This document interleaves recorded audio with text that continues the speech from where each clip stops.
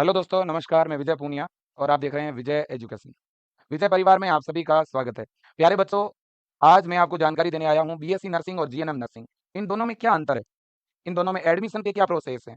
और एडमिशन अगर हम ले भी लें और ये कोर्स कर भी लें, तो बाद में इन कोर्सेज में जॉब ऑप्शन किसमें ज़्यादा है और सैलरी किसमें ज़्यादा मिलती है ना? और जीएनएम अगर कर भी लिया, तो जीएनएम के बाद भी कोई कोर्स कर सकते हैं क्या? बीएससी नर्सिंग कर भी लिया, तो बीएससी नर्सिंग के बाद कोई कोर्स कर सकते हैं क्या? बहुत ही शॉर्ट वीडियो है, इसमें सारी जानकारी दूंगा। क्योंकि अभी क्या है कि बहुत सारे राज्यों में जीएनएम के और बीएससी नर्सिंग के फॉर्म आ रहे हैं। काफ़ी ऐसे बच्चे होते हैं जो जीएनएम से पीछे रह जाते हैं, एग्जाम में उनका नहीं होता है जीएनएम में। तो फिर वो बच्चे अक्सर पूछते हैं कि सर अब जीएनएम कर लें क्या?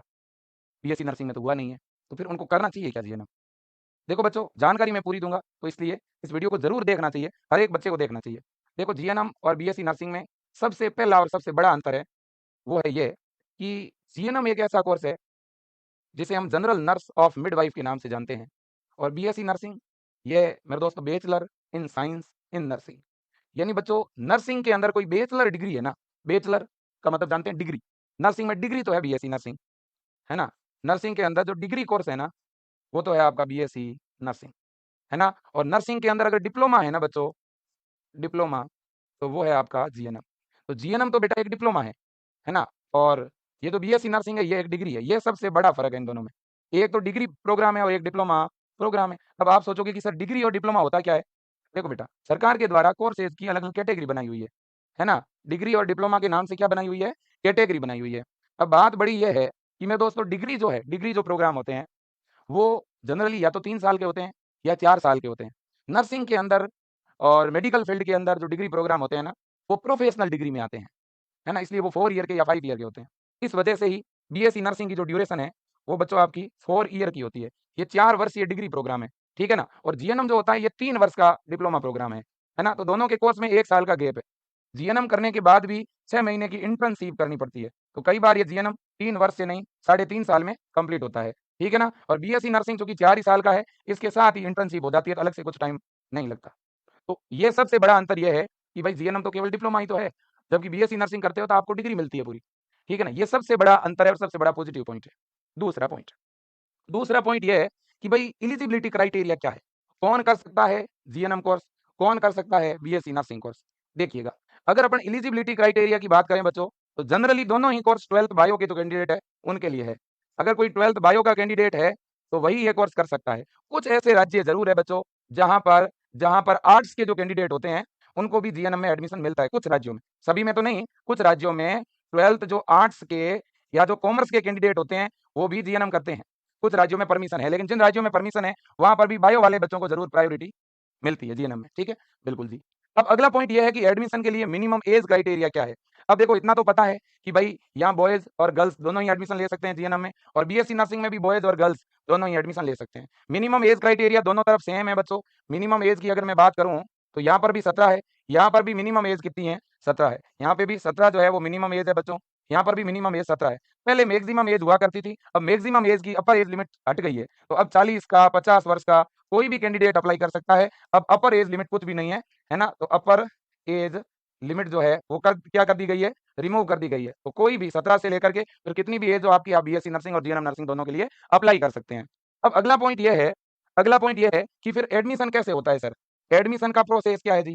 देखो, ज्यादातर राज्यों में तो अब क्या है कि इंडियन नर्सिंग काउंसिल ने एक रूल बना दिया है कि एंट्रेंस एग्जाम बिना आप एडमिशन ले ही नहीं सकते। तो ज्यादातर राज्यों में तो क्या होता है, एंट्रेंस एग्जाम होता है, प्रवेश परीक्षा होती है, और उस प्रवेश परीक्षा से ही एडमिशन होते हैं।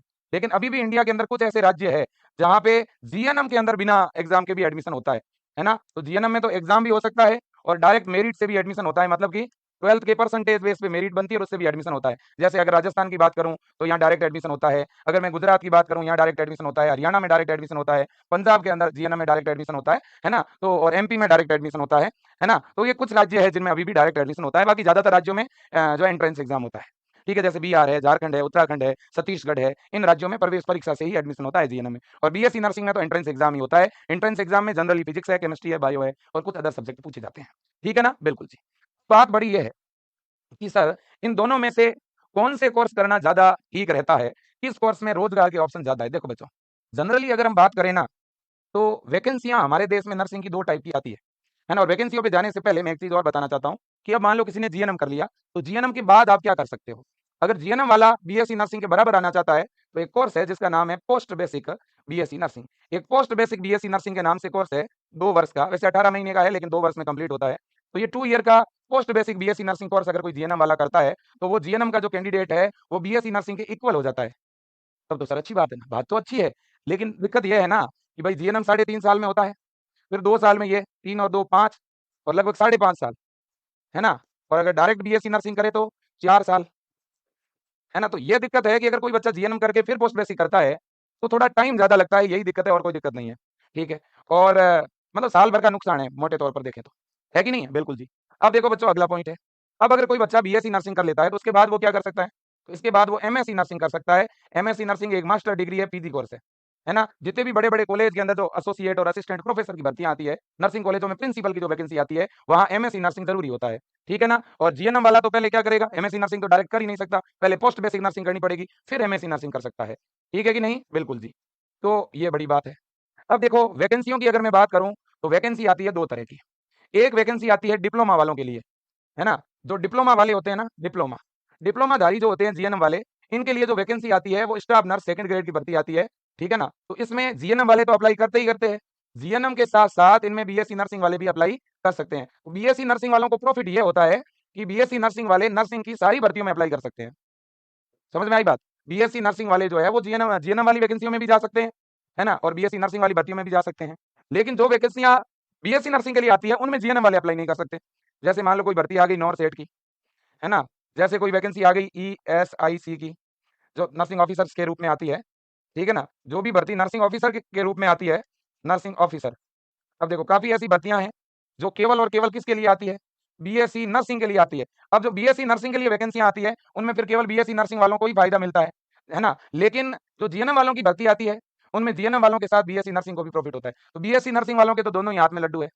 जीएनएम वालों को एक तरह के ही प्रॉफिट मिलते हैं। अब जीएनएम वालों को अगर बीएससी नर्सिंग वाली वैकेंसी में आना है, तो इनको क्या करना पड़ता है? पोस्ट बेसिक नर्सिंग करना पड़ेगा। या तो पोस्ट बेसिक बीएससी नर्सिंग करना पड़ेगा या 1 ईयर का या 2 ईयर का एक्सपीरियंस लेना पड़ेगा, है ना? तब जाके वो इन भर्तियों के लिए एलिजिबल है। ठीक है? बिल्कुल। तो सर जीएनएम फील्ड में जॉब कैसी है? जीएनएम फील्ड में अच्छी जॉब है, बढ़िया जॉब है। प्राइवेट फील्ड में जाते हैं तो थोड़ा बीएससी नर्सिंग वालों को ज़्यादा प्रॉफिट है। नर्सिंग कॉलेजों में कहीं प्राइवेट पढ़ाने के लिए जाते हैं तो बीएससी नर्सिंग को ज़्यादा प्रॉफिट है। आगे अगर पीजी कोर्स करना है तो बीएससी नर्सिंग के बाद डायरेक्ट एमएससी नर्सिंग हो जाता है। कहीं फॉरेन में जाना हो तो बीएससी नर्सिंग को थोड़ा ज़्यादा प्रॉफिट है ना? जीएनएम वालों के क्या है कि बीच में एक रुकावट है ना? उनको एक स्टेप और करना पड़ता है पोस्ट बेसिक वाला। लेकिन जीएनएम के लिए भी वैकेंसियाँ बहुत है, बेरोज़गारी जीएनएम फील्ड में भी नहीं है, मैं क्लियर बता दूँ आपको। ठीक है ना? अगर कोई जीएनएम कर रहा है तो मैं तो कहता हूँ अच्छा कोर्स है, आप कीजिए कोई दिक्कत नहीं है। हाँ, लेकिन अगर बायो का बच्चा है तो उसकी पहली चॉइस बीएससी नर्सिंग होनी चाहिए, है ना? अगर कोई जीएनएम वालों के लिए वैकेंसी आती है मान लो, है ना? तो उसमें सैलरी लगभग सर कितनी की मिलती है? जीएनएम वालों के लिए कोई भर्ती आती है तो 40 से 50,000 रुपए प्रति महीना पेमेंट मिलता है। और बीएससी नर्सिंग के लिए अगर कोई वैकेंसी आती है ना? एम्स वगैरह की, है ना? तो उनमें बच्चों पेमेंट वगैरह आपको पता ही है, लगभग 70 से 80,000 रुपए से शुरू होता है और 1 लाख रुपए प्रति महीना सैलरी मिलती है ना? हाँ जी।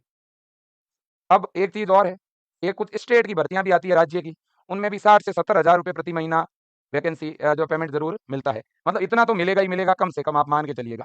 ठीक है ना? मैं तो यही कहूँगा दोनों ही फील्ड अच्छे हैं भाई साहब, जिसमें भी एडमिशन मिले लीजिए। नर्सिंग फील्ड गोल्डन फील्ड है ना? नर्सिंग फील्ड क्या है? गोल्डन फील्ड है ना? लेकिन बीएससी नर्सिंग तो भाई साहब, है ना? मतलब कि शुद्ध सोना है, प्योर सोना है, ये समझ लो आप।